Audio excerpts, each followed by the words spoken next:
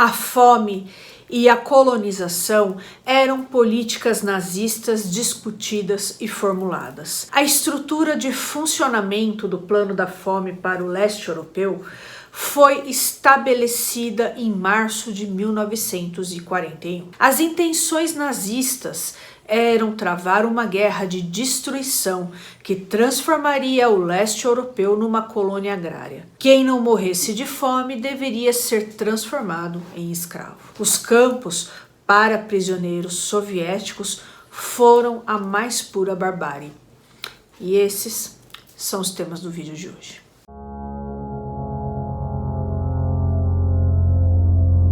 Oi pessoal, tudo bom com vocês? Eu me chamo Juliane, você está no canal Vai e Veja. Eu falo de história e literatura. Se você gosta desses dois temas, se você gosta dos vídeos do canal, se inscreva aqui por gentileza. Veja as nossas playlists: nazismo, União Soviética, Segunda Guerra Mundial, Holocausto, se você se interessa por esse período da história, tá certo? É isso aí, pessoal. Eu vou deixar na descrição do vídeo os livros que eu utilizei como referência. O principal foi esse aqui, Terras de Sangue, do historiador Timothy Snyder. Timothy Snyder é historiador, professor na Universidade de Yale, e ele é especialista em Segunda Guerra Mundial, Holocausto e também especialista em Ucrânia. Tá certo? Então, vou deixar aqui na descrição do vídeo o link da Amazon, caso alguém queira adquirir esse ou outros livros, tá certo? Peço que utilize esse link, uma pequena comissão vem aqui para o canal e você não paga nada mais por isso.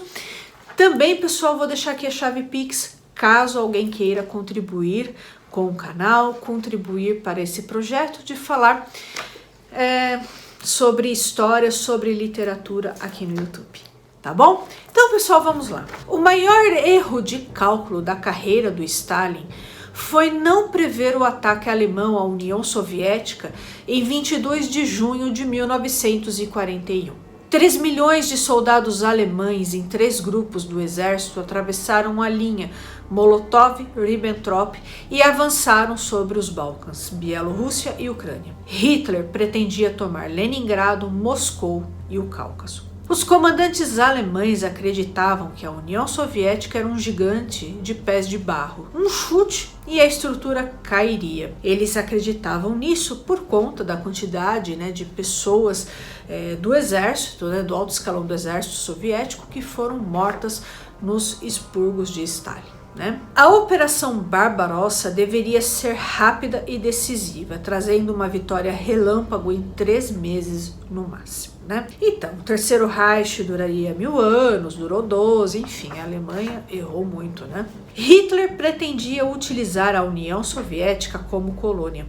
A sua expansão seria para o leste, o projeto Lebensraum, que pretendia criar um espaço vital, entre aspas aqui, para a Alemanha. Entre junho de 1940 e junho de 1941, os responsáveis pelos planejamentos da economia alemã trabalharam arduamente para delinear de que modo a conquista da União Soviética poderia transformar a Alemanha numa espécie de superpotência, como Hitler assim almejava. O projeto geral era que os alemães deportariam, matariam e escravizariam as populações soviéticas. Dependendo das estimativas demográficas, entre 31 a 45 milhões de pessoas, a maioria delas eslava, deveriam desaparecer. Depois que as cidades soviéticas fossem destruídas, os agricultores alemães se estabeleceriam em assentamentos, que eram comunidades agrícolas utópicas,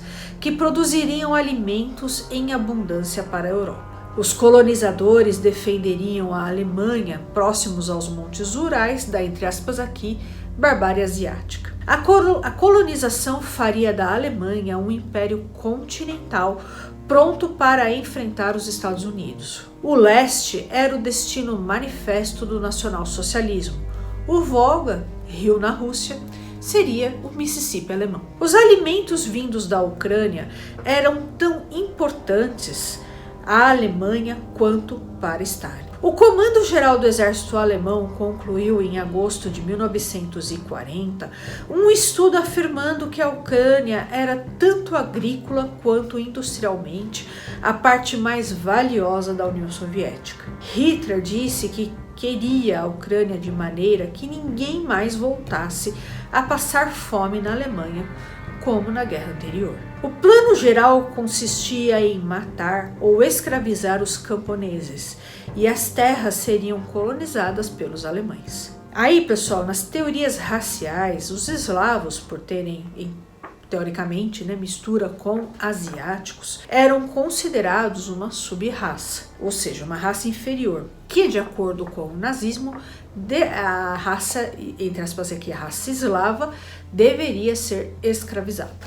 As fazendas coletivas, de acordo com os nazistas, deveriam ser mantidas, pois elas produziriam o suficiente para os alemães e, com isso, muitos soviéticos morreriam de fome, dando andamento ao plano de Hitler de matar milhões de soviéticos. A Wehrmacht foi capaz de controlar as fazendas coletivas, mas nunca com a eficiência dos soviéticos. Os alemães não conheciam o povo local, as plantações ou os esconderijos por eles utilizados. Careciam também de pessoal para isolar as cidades do campo. Os nazistas determinaram que os soldados alemães não seriam abastecidos com comida por conta da logística, então eles teriam que conseguir alimentos na própria União Soviética.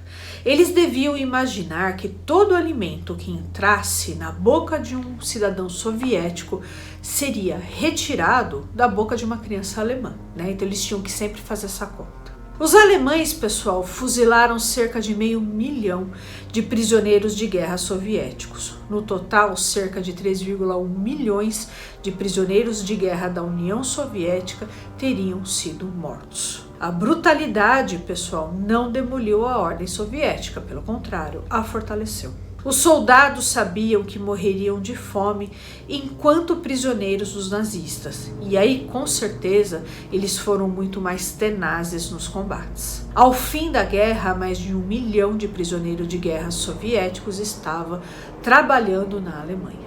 Alguns campos para prisioneiros de guerra da União Soviética, alguns campos de prisioneiros de guerra mais infames, pessoal, ficavam na Bielorrússia soviética ocupada. No Stalag 352, perto de Minsk, os prisioneiros ficavam tão amontoados uns sobre os outros, cercados por arames farpados, que mal podiam se mover. Tinham que urinar e defecar na posição que se encontravam. Umas 109.500 pessoas morreram ali.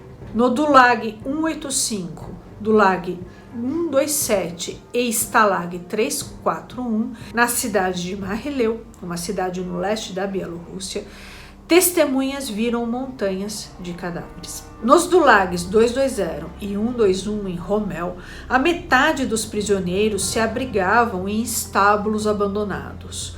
Os outros não tinham abrigo nenhum. A mortandade, pessoal, chegava a 700 por dia.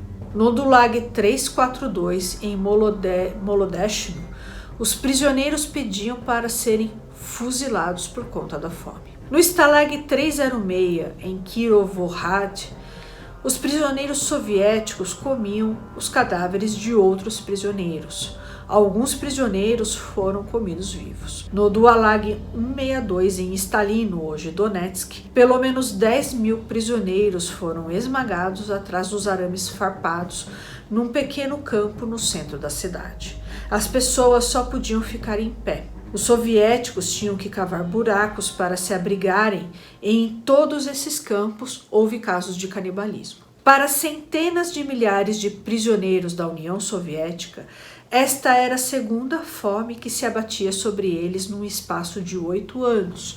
Veja o vídeo, pessoal, sobre o Holodomor, que foi a grande fome na União Soviética. Eu vou deixar aqui na descrição do vídeo para vocês, tá? Vários milhares de soldados da Ucrânia soviética viram o canibalismo pela segunda vez. Morreram tantos prisioneiros de guerra soviéticos num único dia do outono de 1941, quanto prisioneiros de guerra britânicos e americanos durante toda a Segunda Guerra Mundial. Apesar que os americanos foram muito maltratados também, né, nos campos de concentração pelos alemães. E a gente vai falar disso em outros vídeos também, tá bom? É isso aí, pessoal. Eu vou ficando por aqui. Eu espero muito que vocês tenham gostado do vídeo de hoje. Peço novamente a sua gentileza para você, por favor, se inscrever nesse canal, curtir, compartilhar esse vídeo com seus amigos, publicá-lo aí nas suas redes sociais. Tudo isso é muito importante, tá certo? Um abraço e até mais.